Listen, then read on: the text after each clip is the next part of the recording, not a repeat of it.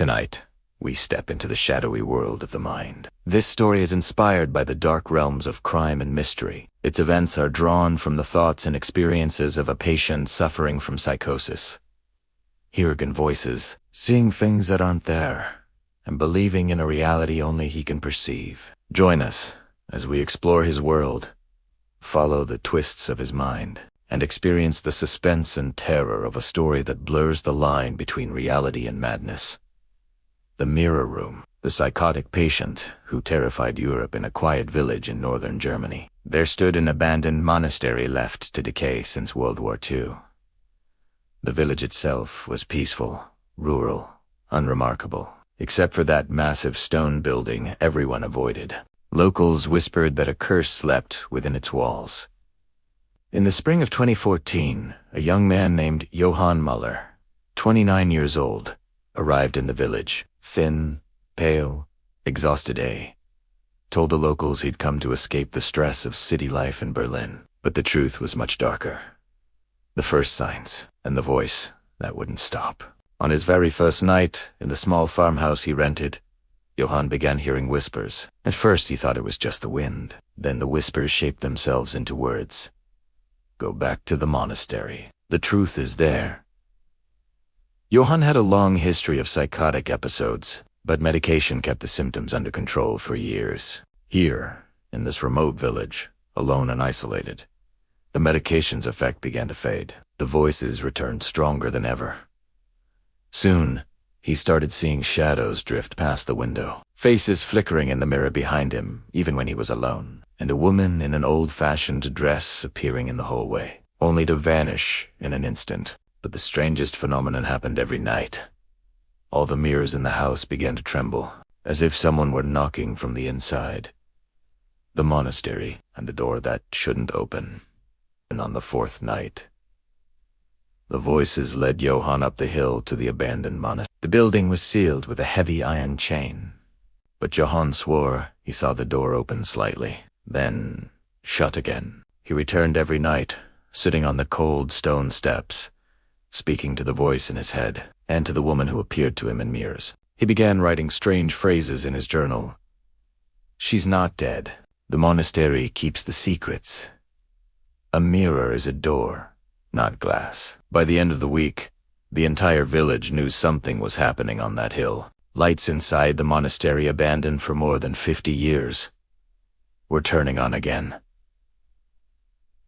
The first disappearance, then the second, a woman from the village, Maria Schultz, who lived near Johann's rented house, suddenly disappeared. 2 days later, a farmer who worked the field behind Johann's home vanished as well. At first, police suspected wild animals or an accident until a witness said, the last person I saw them with was the stranger. Muller.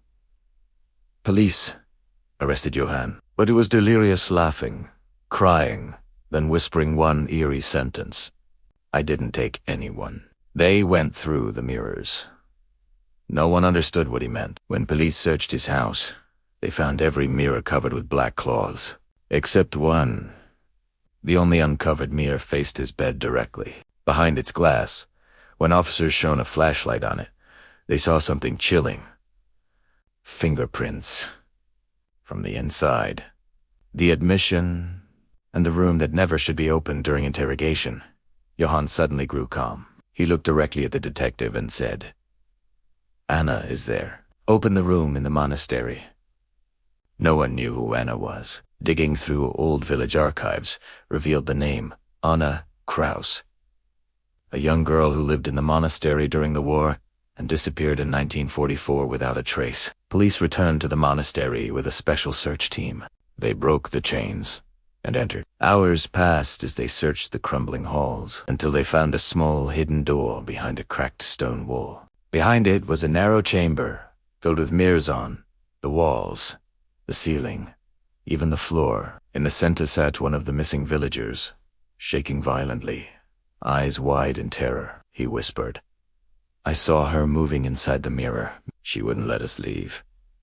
But the most terrifying thing wasn't him. It was the large mirror on the north wall. When one officer leaned closer, his reflection appeared distorted, moving slower than he did, lagging by seconds. Then, for a single heartbeat, a woman appeared behind him, wearing the same dress Johann had described. The shocking truth after days of investigation.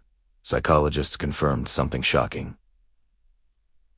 Johann hadn't kidnapped anyone. He hadn't touched anyone. All the missing villagers were found inside the monastery alive, unharmed, but in a deep, trance-like state, as if they had been hypnotized by fear. Johann's childhood files revealed something even more disturbing. As a child, he had been held in a psychiatric facility, in a therapy room surrounded by one-way mirrors. He spent years seeing silhouettes behind the glass, convinced his mother lived inside the mirror. The mirrored chamber in the monastery triggered this trauma. He fell into a full psychotic episode, and the others, already frightened of the monastery, fell into a mass hysterical state. But the final twist was the one no one could explain. A drone recording from inside the mirror room showed a figure, a woman moving inside the large mirror. Even though the room was completely empty, police claimed it was a visual distortion. Villagers believed it was the spirit of Anna Kraus. But Johann simply said, "I don't hear her anymore." That means she got out. The case remains unsolved to this day. And that brings us to the end of tonight's mystery. If you enjoyed the journey into the shadows, make sure to like, subscribe, and stay close, because the next story might be even darker. This is And So with Habib. Until the next crime.